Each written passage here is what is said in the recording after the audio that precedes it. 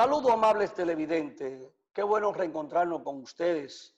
Dejamos una semana por el medio, ¿verdad, Luis? Y sin estar Sí, con nuestros amables televidentes por el tema de las elecciones del día 5 de julio, pero qué bueno que estamos aquí para seguir con Visión Integral con ustedes después de ya de las elecciones del día 5 de julio.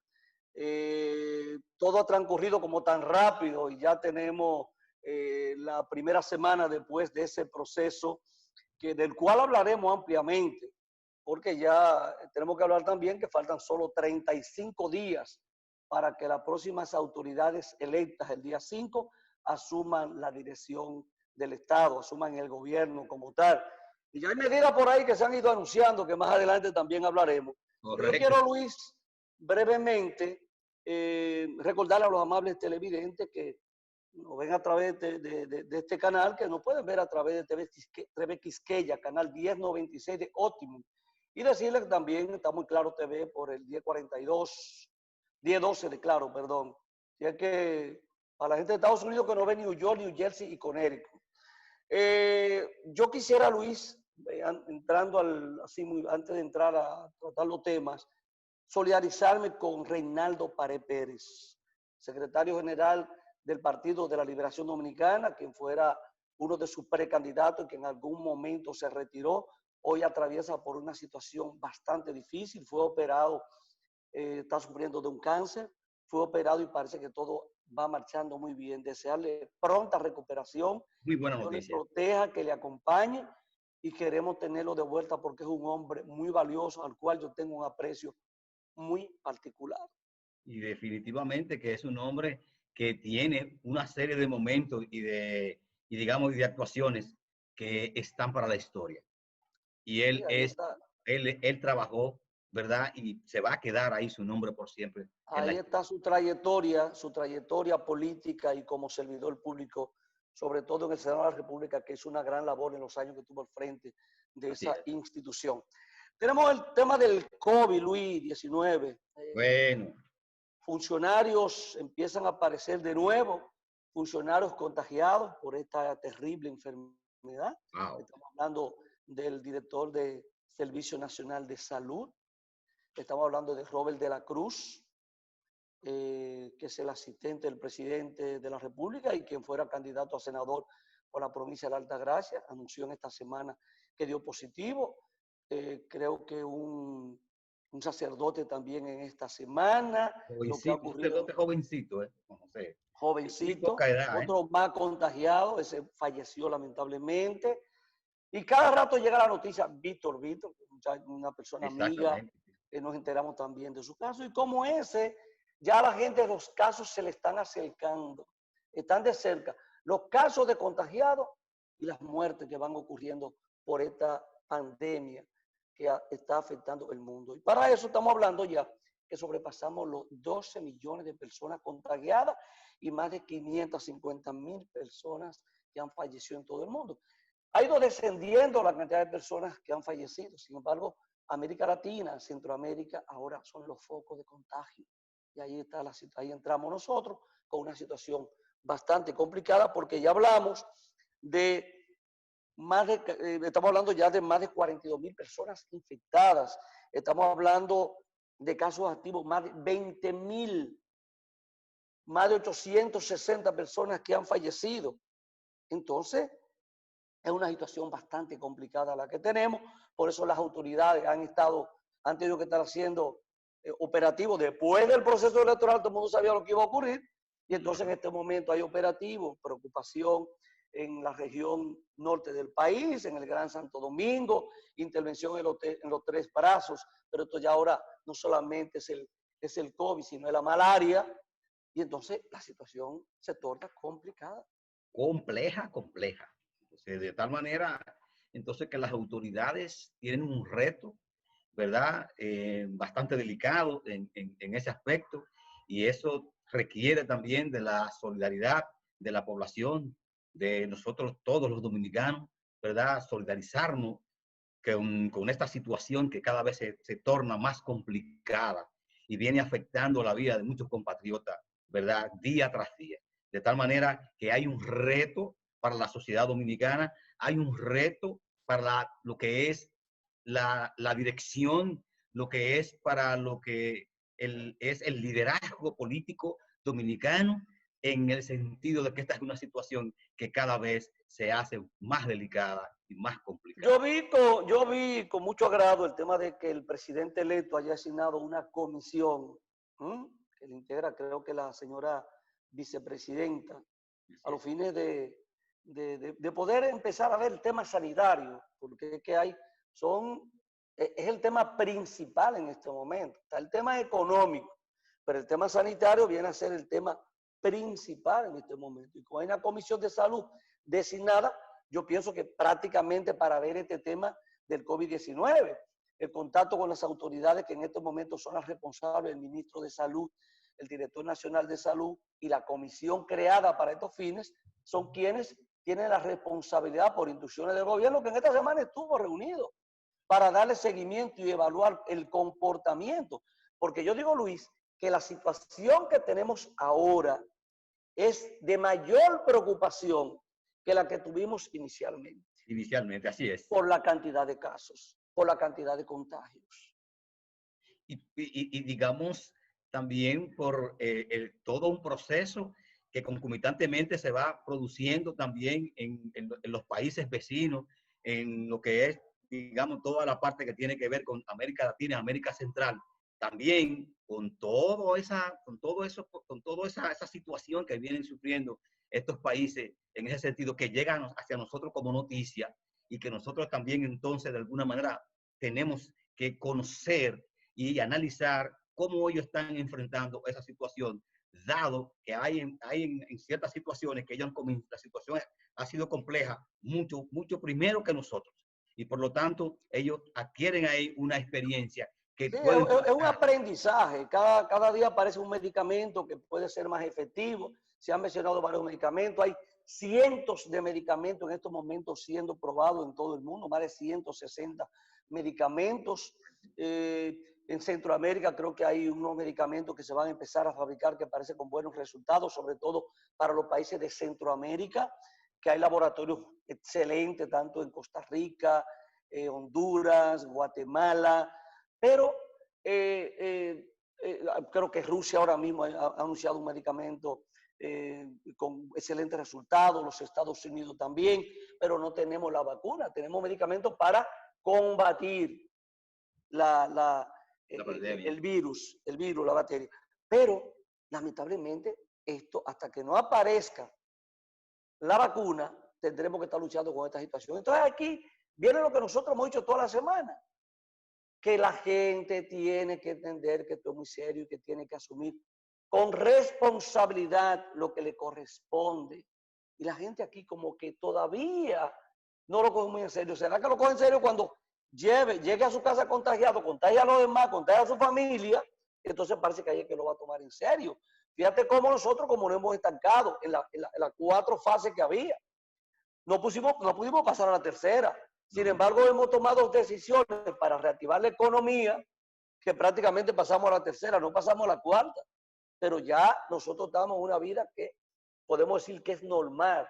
Pero cuando tú ves lo que está ocurriendo a nivel del transporte, las pocas medidas de control que existen en establecimientos comerciales, lo que ocurre en los barrios, o sea, tú dices, la gente está como si no estuviera pasando nada y es un momento de muy delicado y de mucha preocupación. Y nosotros que tenemos la oportunidad de poder llegar a mucha gente por estos medios, debemos siempre estar siguiendo insistiendo en estos aspectos. Claro, claro. Esto es serio, que hay que tomarlo como tal, de manera pues que se mantengan siempre buscando información, que siempre vayan estando al día con lo que está pasando. Y ya tú ves poca gente que no usa la mascarilla, pero la gente como que no se acostumbra, se la quita en lugares cerrados. Tú ves a gente todavía en la calle que no tiene la mascarilla puesta, aunque es de uso obligatorio. El Ministerio de Salud ha tomado algunas medidas. Fíjate que en estos momentos estamos hablando si volver al estado de emergencia, volver al toque de queda. O sea, fíjate que esas son de las cosas que se están tratando en estos momentos. Porque si no avanzamos, y tú sabes lo difícil que es echar hacia atrás. ¿Tú sabes lo que va a implicar esto en términos económicos si las autoridades se vieran obligadas a echar hacia atrás? O sea, es complicado. La situación se torna mucho más compleja. Tan, Y ese nivel de complejidad nos hace mucho más difícil la situación. claro, lo que está ocurriendo en términos económicos en el país, la cantidad de personas que en estos momentos han perdido su puesto de trabajo. Se habla de que 700.000 personas pierden su puesto de trabajo. Con programas de gobierno que tienen límites, porque hay límites del presupuesto, que llegarán hasta el mes de agosto. Por eso yo creo que es importante, insisto, este gabinete de salud que anunció el presidente electo de la República, Luis Abinader, y esa coordinación con el gobierno, porque esto no se puede, no hay espacio como para descuidarse. Y yo creo que cuando el gobierno entre y que se anuncie el ministro de Salud, quien vaya a ser el director nacional de salud, entonces que las autoridades tengan todo el control de lo que hay que seguir haciendo. No sé en qué va a parar esto, pero todos los días están apareciendo ya más de 1000 casos. Y en la línea que nosotros vamos, nosotros no hemos llegado todavía al pico. O sea que la situación de nosotros es una situación de preocupación. Fíjate que ya algunos países ya están poniendo al país restricción para entrar. Así es. Por el caso de Italia. Y nosotros estamos entonces con la apertura del sector turismo, del sector turístico, que no sabemos lo que va a pasar. Pero si el país sigue con estos niveles de contagio, ¿qué va a hacer? Que el turismo se vaya al carajo. Porque la gente no va a venir. ¿Entiendes? Y esa es la situación preocupante.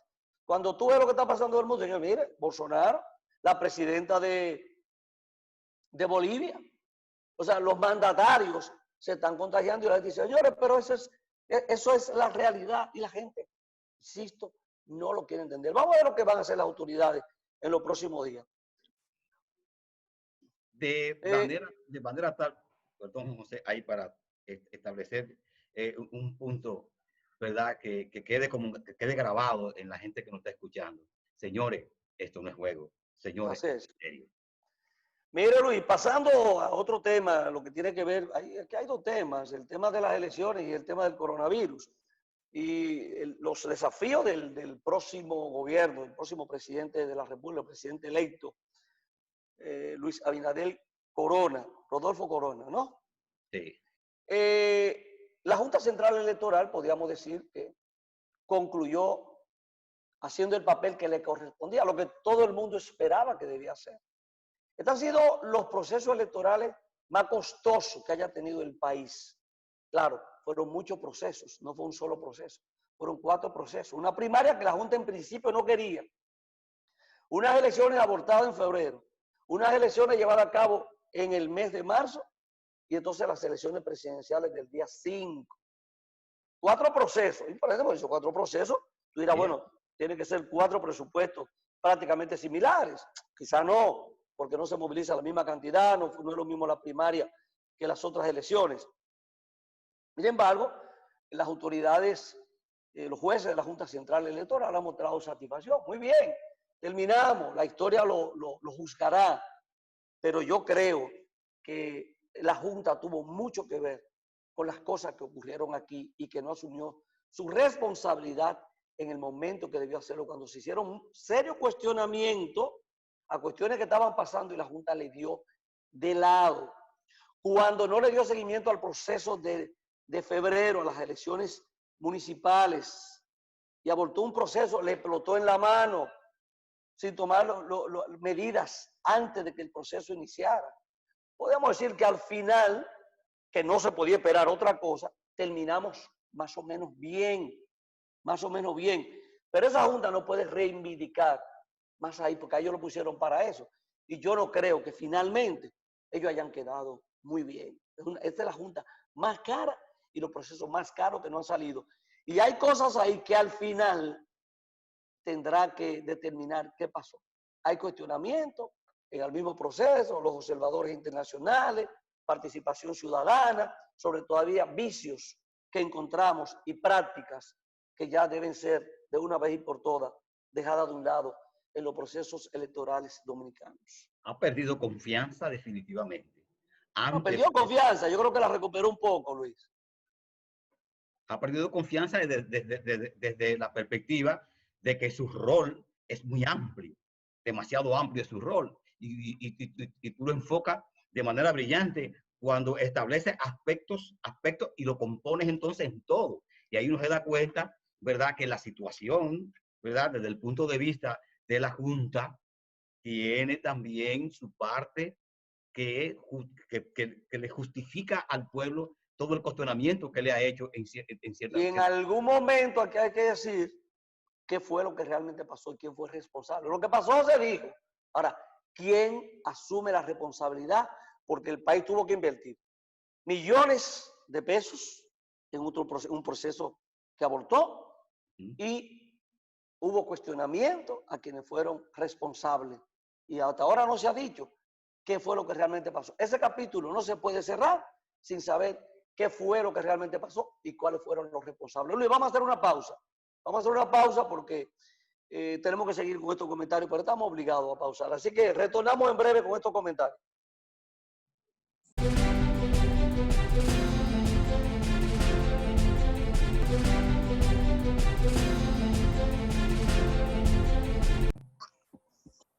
Continuamos conversando con ustedes a través de la Radio América. Y recordarles siempre que estamos para New York, New Jersey, Connecticut, a través de TV Quisqueya, canal 1096 de Óptimo. Luis, proceso electoral.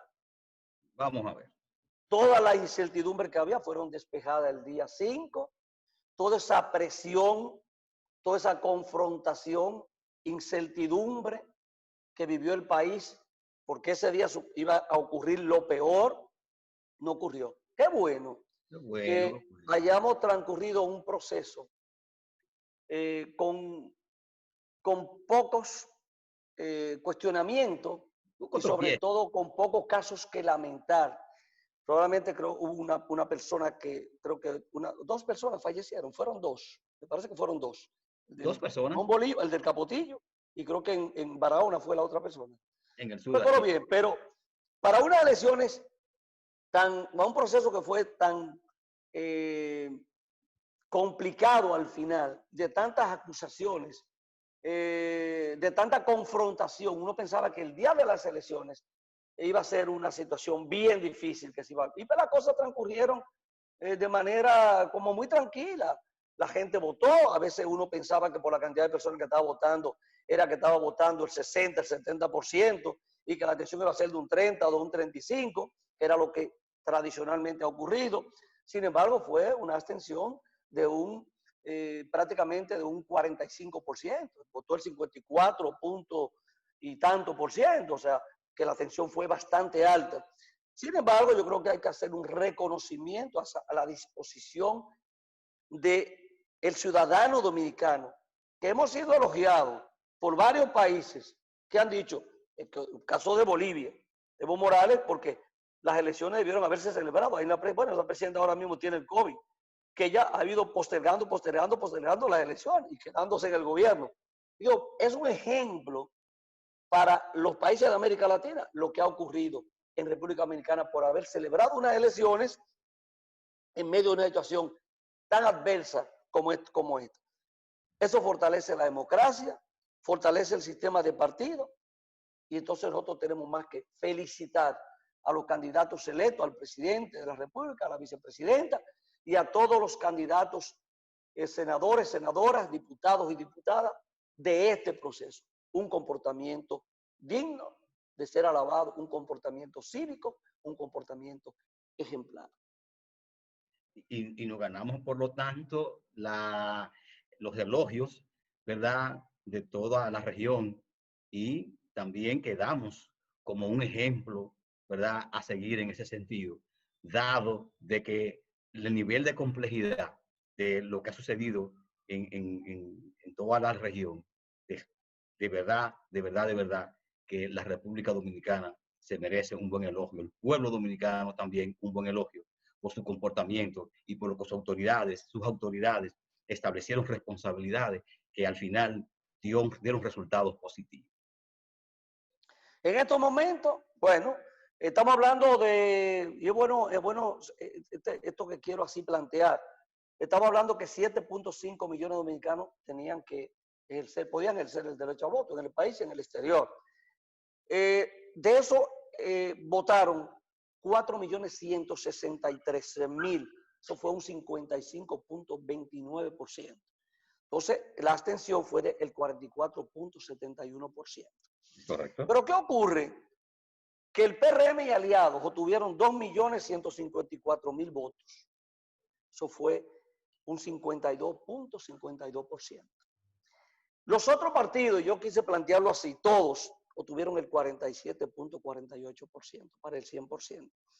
Pero cuando tú sacas la votación, la población que votó por el PRM, de los que tenían derecho a votar, de los 7 millones, tú tienes un gobierno electo con el 28.62% y votaron por la oposición el 25.87%. Entonces, es bueno que la gente lo observe, porque es un gobierno electo por la mayoría del que ejerció el derecho al voto, pero por los bajos niveles de abstención o por altos niveles de abstención, tú tienes un gobierno electo solo con el 28.62% de la población que tenía derecho al voto.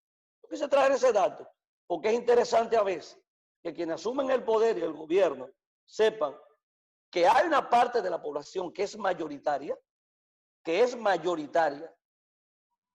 prefería otra opción o que no fue a votar. Usted tiene la representación del Estado, va a dirigir el gobierno, y yo creo que el presidente ha reconocido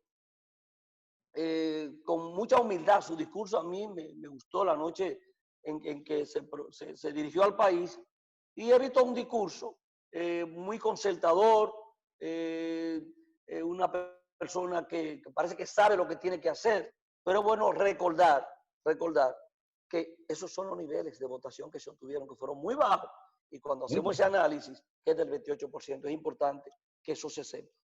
Que sepa, que se mantenga así y que se mantenga como un aprendizaje para el futuro. Claro, claro, porque no es lo mismo.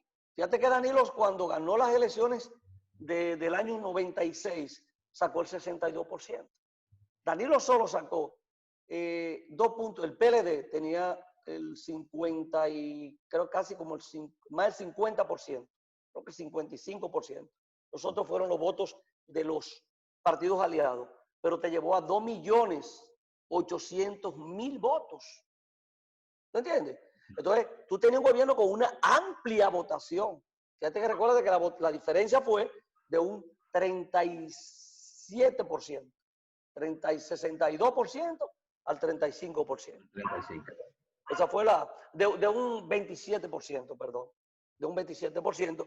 Entonces, es bueno ver esos datos para que uno sepa a veces que usted se convierte en el presidente de todos los dominicanos, pero posiblemente quienes tenían derecho a votar por esta misma situación no ejercieron el derecho al voto.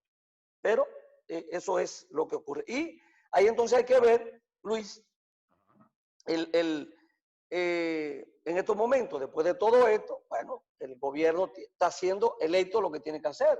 La visita al presidente de la República, la comisión de transición creada, la visita de la vicepresidenta electa a la vicepresidenta actual, y que todo ese proceso de transición, porque apenas son 40 y tantos días, entonces había que hacerlo de urgencia para que las nuevas autoridades pues vayan tomando el pulso, porque se da en una condición muy especial, pero también se da con un tiempo muy reducido. Así es. Definitivamente que fue una condición muy atípica en lo que se considera una democracia como la República Dominicana, que ha tenido cierto avance y ha sido así reconocido, ¿verdad?, por lo que son los organismos internacionales y lo que son nuestros aliados también a nivel internacional. Y entonces ese proceso de transición, como digo, será muy diferente, muy sui generis. Entonces, hay un tema que yo quise ver así, del tema de la participación del Partido de la Liberación Dominicana y lo que ocurre también con la representación congresional.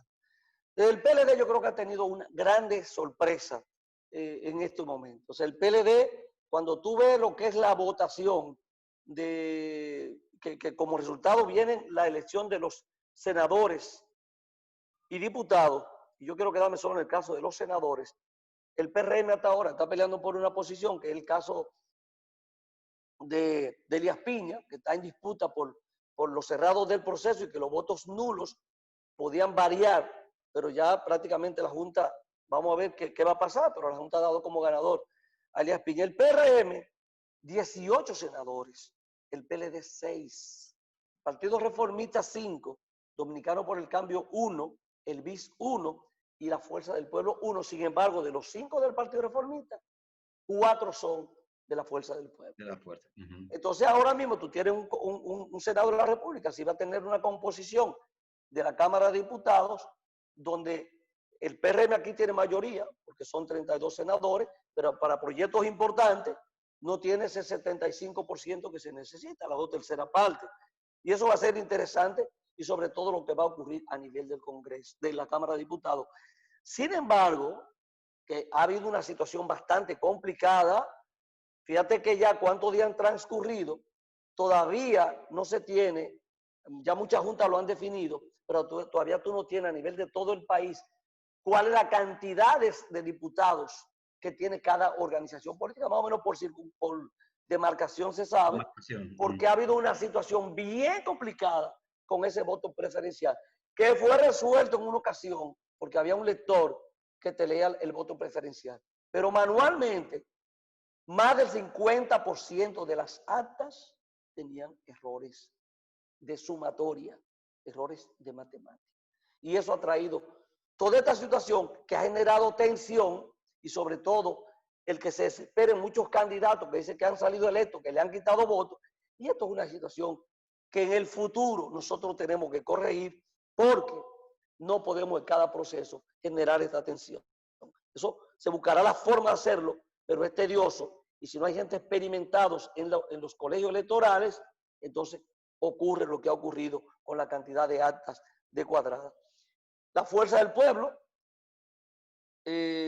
con los aliados, más de 300, creo que son 385,000 votos, rondando el 9%. Sin embargo, creo que el PLD ha tenido una gran sorpresa, ya no solamente en las elecciones presidenciales, sino a nivel de las elecciones municipales, porque nadie pensaba que candidatos con tremenda fortaleza a nivel de sus demarcaciones geográficas iban a ser barridos. Prácticamente el Congreso del PRD fue barrido, que tenía más de 20 senadores y la mayoría prácticamente. Y casos muy claros, muy emblemáticos, Santiago de los Caballeros, duplicada la votación por quien ganó, al que perdió, a Julio César Valentín, y Cristina Lizardo, y otros más en el caso del Gran Santo Domingo, de la provincia de Santo Domingo. Sí, cada vez que vemos un aspecto dentro de todo este proceso que hemos visto, Juan José, sale a relucir lo que es esa enseñanza para el futuro, para que nosotros como país, como una sociedad que ha venido de tal manera luchando para que nosotros, ¿verdad? Como país podamos poder tener una mejor situación en lo que respecta a la población dominicana. Pero ahí yo voy más al tema de lo que le ocurrió al Partido de la Liberación Dominicana. Fíjate, el PLD se queda casi con la misma votación que obtuvo a nivel municipal en las elecciones de marzo, en las elecciones municipales del día 6 de marzo. El PLD logra alcanzar apenas 1.500.000 votos. Y esa fue prácticamente la misma votación que el PLD tuvo en las elecciones con los aliados, en las elecciones presidenciales. O sea, la misma votación. Fueron poquitos los votos, se quedó estancado en su mismo desempeño electoral de las elecciones de marzo a las elecciones presidenciales. Se quedó estancado. ¿Qué ocurrió? Porque el PRM, que había sacado prácticamente la misma votación que el PLD, recuérdate ese 44 y tanto, 40 y tanto, era porque habían sacado prácticamente la misma votación. Sin embargo, el PRM te saca más de 2 millones de votos. Y el PLD, en 3 meses de candidatura, con el candidato presidencial, todos los candidatos en la calle, a nivel congresional, el PLD se quedó prácticamente con su misma votación. Y hay un caso, el de Santiago, que el PRD descreció en 31,000 votos. Aquí en la capital prácticamente fueron 2 o 3 mil votos por encima de lo que sacó a nivel municipal. Y eso para el PLD tiene que ser una gran enseñanza. Y yo creo que son de las cosas que el PLD tiene que evaluar. ¿Qué pasó? Donde se entendía que el candidato presidencial del PLD había repuntado por todo el espacio que tuvo y las condiciones que tuvo para crecer. Y no ocurrió.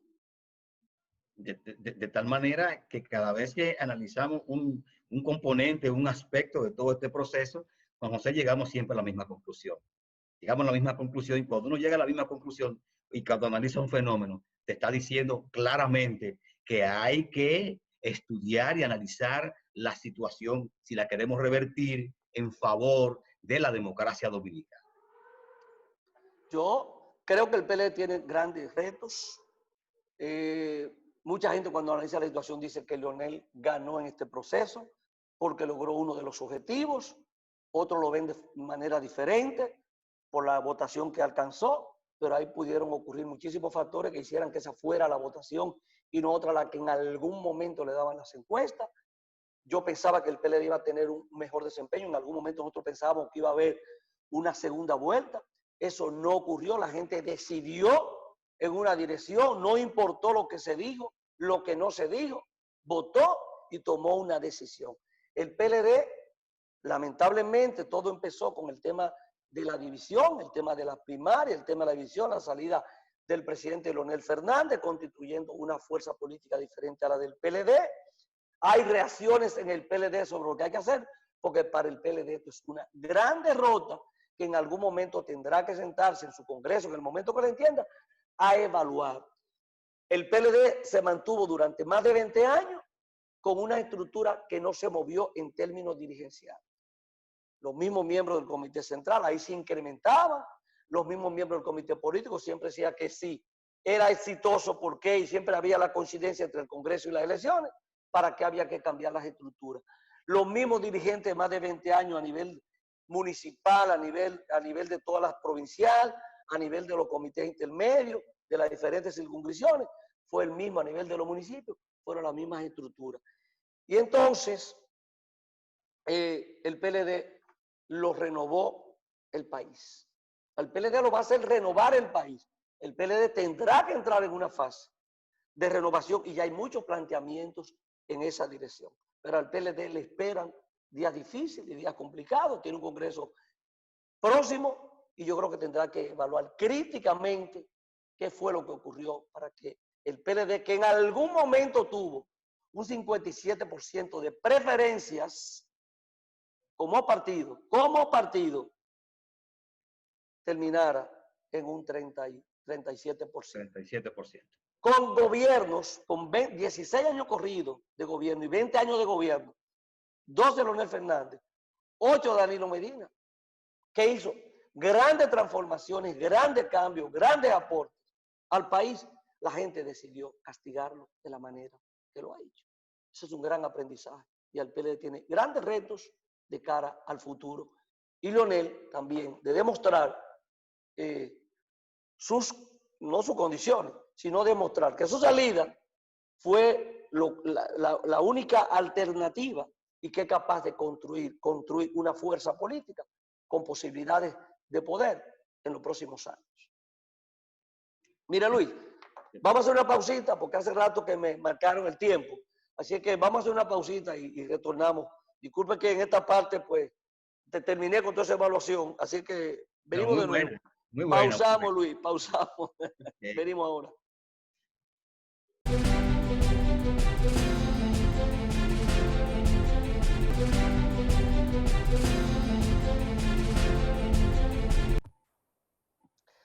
Continuamos con Visión Integral. Luis, retomando el tema, prácticamente cerrar ya con esta parte del PLD, Ojalá que se puedan canalizar de manera adecuada, de manera orgánica, pero cuando tú ves que muchos dirigentes del PLD empiezan a hablar públicamente y a fijar posiciones, como lo han hecho ya varios miembros del comité político, y no esperan el momento para analizarlo, entonces tú dices, ¿vendrá alguna situación de crisis en el Partido de la Liberación Dominicana? Eso los próximos días lo van a decir. Lo va a decir. Por otro lado, Luis, el tema del gobierno que arranca en una situación muy difícil, una crisis sanitaria, una crisis económica con problemas presupuestarios y las proyecciones de crecimiento que serán negativos para este año. Esas dos situaciones y hacerle frente a lo que son las expectativas de la población o las promesas que en algún momento se hicieron. Yo pienso que en algún momento se hicieron promesas que posiblemente en medio de esta situación serán postergadas, no podrán ser cumplidas. Y solo recuerdo el tema de la tarjeta, del doble, la doble tarjeta que se ofrecía. Porque si el gobierno ha tenido que buscar muchos recursos para llevar a 5,000 pesos, cuando esto sea permanente, eso va a ser una situación. La situación va a ser mucho más compleja todavía. Más compleja. Y el tema del incremento de los salarios a militares y policías. Son 130,000, como $500 de salario mínimo. Es una situación dentro, claro, el candidato en esos momentos tenía que tener propuestas atractivas, pero a veces hay que cuidarse de que esas propuestas que son muy atractivas para el electorado puedan materializarse porque después viene un estado de frustración. El gobierno que se inaugura viene con un país que cualquiera no quisiera tener la administración del mismo en estos momentos, por la situación que en estos momentos se atraviesa. Si bien es cierto, el gobierno hizo algunos esfuerzos para que el gobierno tuviera recursos, el gobierno entrante, y ahí hablamos de esa modificación al presupuesto, ¿no? Y habló que en algún momento el presidente decía que le había dejado 100,000 millones de pesos de la modificación del presupuesto, pero vamos a ver con qué se encuentra el gobierno cuando inicie, pero yo creo que va a tener serias limitaciones por la situación económica que atraviesa el país, que atraviesa el mundo y que atraviesan los sectores generadores de divisas en estos momentos. Definitivamente que la situación es un tanto compleja, Juan José. Usted plantearse aspectos, soluciones de tipo económico dentro de un contexto totalmente complejo, ¿verdad? Es difícil y es muy arriesgado en ese sentido. Usted hablar de que iba a tener un salario, prometiendo un salario de $5,000 por cabeza a nivel de las... No, 500 dólares. 500 dólares. Hasta yo me engancho.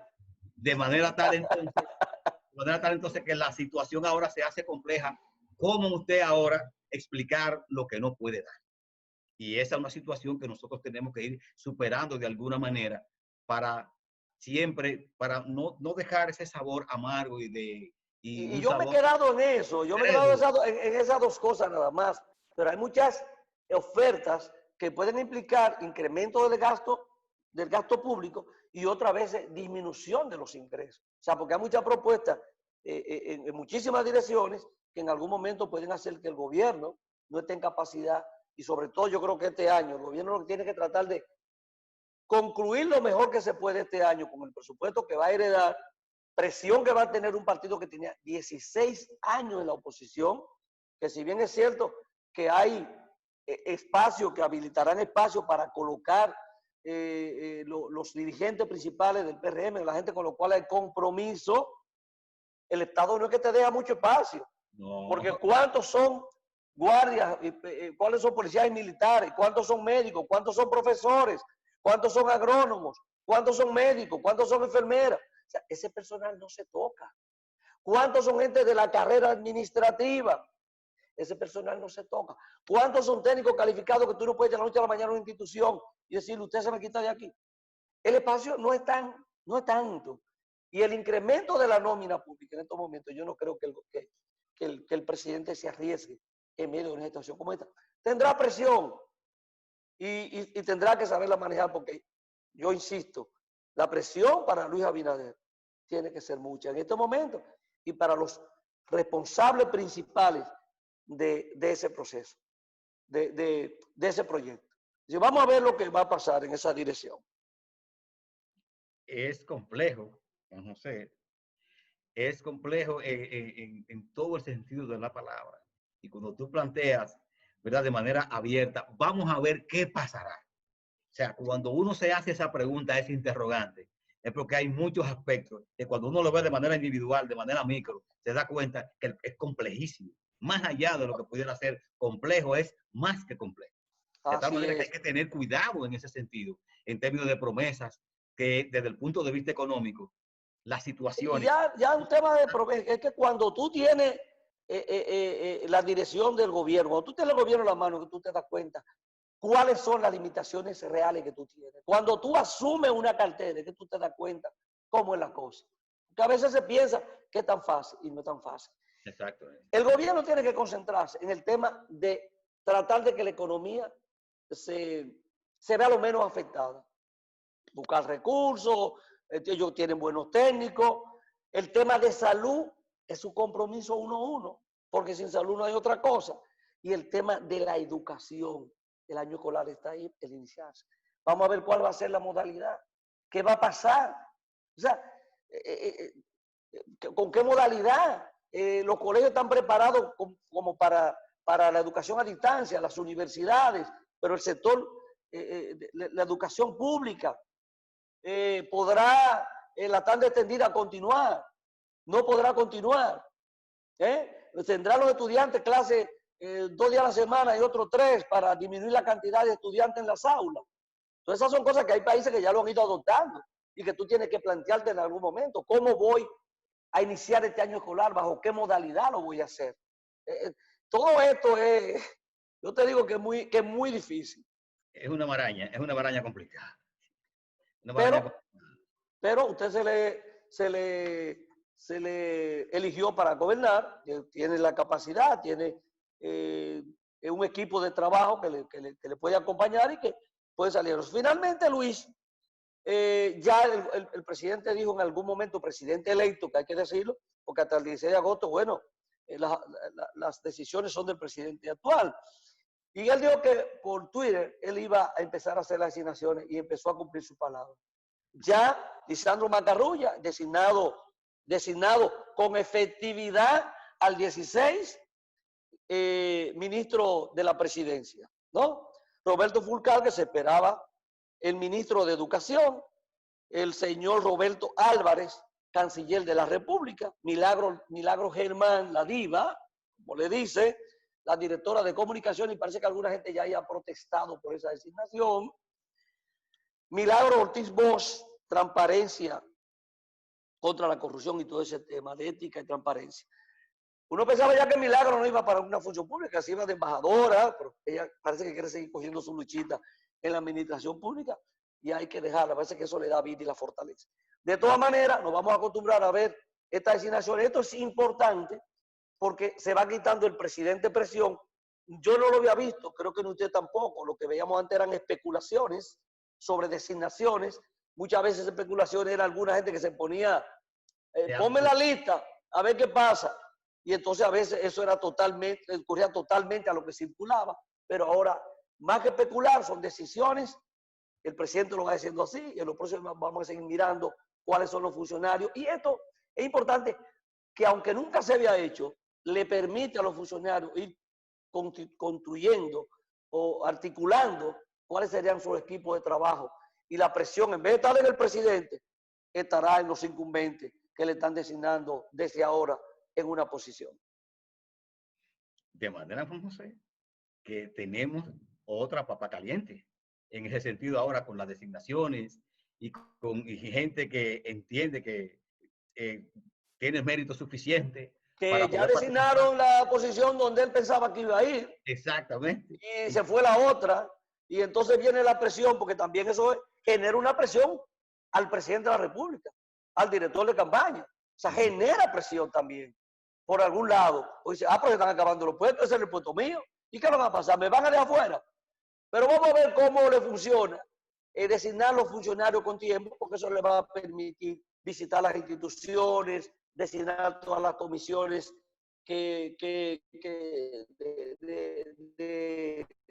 para el tema del protocolo establecido para el traspaso de mando a nivel de todas las instituciones, y parece que puede ser interesante. Vamos a ver qué pasa los próximos días. Luis, hemos llegado al final, ya nos dieron la despedida, así es que gracias, Luis, por de nuevo compartir conmigo este espacio, y a usted, amables televidentes, nosotros le vamos a esperar el próximo domingo para hacerle otra entrega de su programa Visión Integral. Pasen buenas noches y será hasta el próximo domingo, si Dios lo permite.